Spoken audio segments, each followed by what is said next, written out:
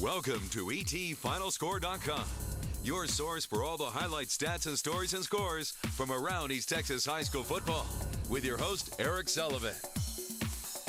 What's up, everybody? Welcome to week number 7 of the ET Final Score football show. Important district matchups all over the area tonight. And the best part about this market, from big school to small school, we just got great games every single Friday. Tonight, we made our showcase game, TK Gorman at Grace. Both teams having outstanding seasons. Also, we'll check in with the Tyler Paper reporters joining us from their games. To be a part of the show, the best way to do it is get on Twitter, folks. That is the best sports there is.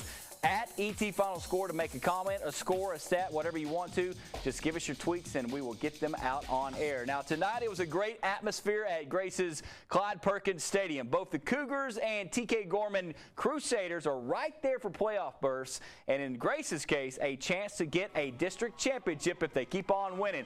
TK Gorman, though, they don't fear anybody. Early on, this is Zach Tateman of the Cougars. Nice little run right here, bouncing it out to the right side, but the drive would stall. And Grace's Andrew McCarty. He's the kind of guy you want on your team no matter what. Big takedown there on Tristan State. That kid came to play tonight. Gorman's Taylor Hurst trying to get something done, but his nice run, guess what? Taken down again by Mr. McCarty right there. Second quarter, here we go. Martin Guzman is going to try. There's a nice little run by the TK Gorman Crusaders. A big run right there to get them into field goal position when Mr. Guzman lets it go, and that is good from 37 yards. Good job by Martin Guzman, 3-0 Gorman. And then the defense of the Crusaders swarming Mr. Chandler Nutt as they get the sack right there. Grace would get a great field position here on it, field it down to punt inside. Look at that. Keep on rolling, baby. Get it down to the 1-yard line, 1-inch line. Check that. Special teams always come up big. Once again, 3-0. This is a defensive struggle until Mr. Tateman cashes in for the touchdown run, 7-3. Grace with the lead, and folks, it was all defense in the second half because that would be your final score. Grace winning it, staying alive to win that district. All right, let's get to the big schools now. The Longview Lobos had a big one with Mesquite Horn tonight. The Lobos trying to stay perfect in 12-5A district play tonight, trying to get to 3-0 on the season. But early on, Destry White of Horn, nice hookup with Jaden Nelson. That's good for 30 yards. Lobo defense saying, give us some coffee. We got to wake up. Desiree one more time to Harrison Stewart, and bam! Horn surprising everybody with the 22-yard touchdown. But Desmond Chumley trying to come back in a hurry. Picked off by Mr. Wagner. That would lead to this field goal by Ryan Robinson. And Horn making a statement. But here comes Johnny King in that Longview offense on the 1-yard line. Look at Mr. Ladarius Peterson, just like a bullet out of a gun, all the way up the middle, 60-yard run. And Mr. Chumley would then cash in himself. Look at him scan the field, finds his big tight end, Jordan Whitaker, with the touchdown. Nice play, Jordan. That would make it a big gain, 20-yard touchdown, and, of course, Longview would settle down after that, get the victory. They're 3-0 in district play. 49-30 is your final score in that one. This was an interesting game. Came down to the wire, but Rockwall able to put Robert E. Lee to 0-3 in district play, winning 43-33. Luckily, we've got the man for the latest update on how this one just ended. Our Chris Perry from the ETFinalscore.com website and Tyler Paper joining us on the phone. Chris, kind of give us a rundown on what all the craziness that went on that last quarter. It was Cal Stanford. There's just no other way to put it. It was Cal Stanford. It was Lee. Lee basically had a chance to go into the halftime feeling pretty good about themselves. And they threw a 7-yard. They called the timeout, and you're wondering why they call a timeout. Well, there's 4 seconds to go, and they got 4th and long. But they threw a quick pass, and then chaos ensued. Shovel pass, pitch, get around the edge, one more shovel pass to the end zone. But that was just one of many things that happened tonight. I mean, this thing was crazy. Lee had 532 yards of offense. Rockwell had 576 yards of offense. There was almost 100 pass attempts between the two teams. The stats are just astronomical.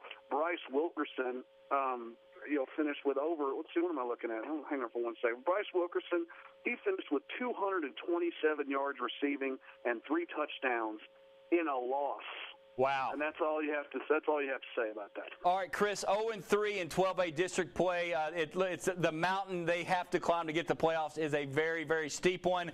But I got a feeling Coach Piskey's not going to give up on this group. No, I mean, they're going to go play Mesquite next, and they know they have to win out and hope other results fall their way. But there's one thing you can't say, that the guys are not giving their all. I mean, this game, tooth and nail, they're scoring. Onside kick, almost got the onside kick. You could have had some craziness in the final minute of this game too. But it was almost, I mean, Rockwell finally had to put Lee down in the final 27 seconds. They were still fighting and clawing, but 43-33, just an unbelievable game tonight here in Rockwell. Yeah. Well, Chris, thank you for the update. Wow, you bring up Stanford, the band on the field game, pretty wild there. Thank you, Chris. Be safe traveling back, my man, okay? All right, thanks. All right, Lufkin also in 5A trying to get a win in district play. They have just been up and down all year. They do get it. Beating Bryan tonight 31-19. Congratulations to Coach Quick and company. That's exactly what they needed. All right, the White House Wildcats beat Lyndale handedly last Friday, but there were 30-plus penalty flags thrown. Coach Adam Cook wanting a much cleaner game tonight along with that high-scoring offense. Jacksonville in town to Wildcat Stadium we go, and the chirping began early between the Tribe and the Wildcats, and here we go, right off the bat. Patrick Mahomes Jr., what a catch by Jay Parker. Big gain right there, but check this out. Mahomes, you don't see this very often, tip ball, Braylon Parrish, interception Tribe, and they are going right at White House. Carter McCowan, I love this kid. Big pass to his buddy Jacoby Robinson, moving the sticks there. Then McCowan, look at this one. Touchdown. What a play right there as Robinson would haul it in. 7-0, Jacksonville with the lead. But back comes Vincent Dunning. It's so awesome to have a guy like this on your football team. Breaking ankles left and right. You're not going to catch 2-3. Big touchdown run, 49 yards. That puts White House on the board. And then check out Mahomes now showing off his running skills. Gets it up to the right side, 25 yards. That's a big guy in the air right there. So cool. We slowed it down. Wow, Patrick, get back on your feet, young man. He does, and look what happens. Stacey Cummings, another interception by White House. They would calm down, though. Carter McCowan doing his best Manziel impersonation right there, getting a big gain. They would not score. Then here come the home runs. Mahomes, big ball to Coleman. Patterson in between two defenders, hauls it in like it was nothing. That would be a touchdown following by Patrick Mahomes Jr. to give them the lead 14-10. Then McCowan doing some crazy stuff there. Hits Tony Lane, but once again the Tribe empty-handed. And then on fourth down, Coach Cook says, let's go for it. Ryan Cheatham says, throw me the ball. Patrick Mahomes says, yes, sir, touchdown. And look at this, folks. 70 points put on the board by the White House Wildcats, winning it 70-21, staying perfect on the season, ranked number 3rd in 4A. John Tyler at home tonight at the Rose Stadium, trying to make it 2-0 in district play as well, taking on the Lyndale Eagles. Early on, it was Terry Osborne, and this young man had one heck of a football game. He's a three-tool player in football. Can do this, can play a little offense, can play a little defense. That would set up Jafari McAllister to Rodney Bendy, and how good is Rodney getting these days? Big touchdown right there. Then Giavari showing off that he can run that football too. Great outside block by his wide receiver. He gets it all the way down to the 45-yard line. Now, they would not get a score right there. Lyndale trying to get something going. What a catch by Justin Willis from David Slice right there. But here comes Mr. Osborne. Watch the interception in the corner right here. Yes, he got 1 foot down, getting the pick. Backed up in their end zone. McAllister, what a pass to Nick Kane. Nick is just clutch in those situations, and that would set up our man, Mr. Reggie Gibson. Oh, I think he's the best running back in East Texas this year. He sure is proving it Friday after Friday. 45 yards on the touchdown. But check out maybe the play of the night. I'm going to tip it off a little bit right here. Mr. Terry Osborne, one-handed interception. One-handed. Wow. Final score, JT gets a win tonight. 49-17 is the final. They stay perfect in district play. Joining us from Rose Stadium, Trinity Mother Francis Rose Stadium, is Travis Yoasting from the Tyler Paper and ET Final Score website. Travis, maybe a little bit of a slow start, but let's give a big salute to Mr. Osborne and what he does for this team on both sides of the football. Yeah, really, the senior captain did it all tonight. He had a 47-yard punt return, 2 interceptions, a 12-yard run on a fake punt.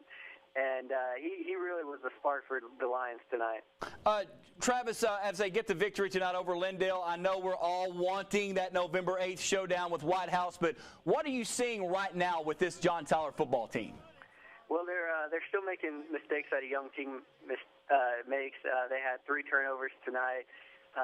The key for them, though, is they forced 5 turnovers, so that's a good sign for the Lions as they move forward. Giovanni McAllister, I say his name a lot on Friday nights, Travis. I think he's been really one of the most improved players from start to now the midway, getting to the end of the season point here. He's really come on, hadn't he?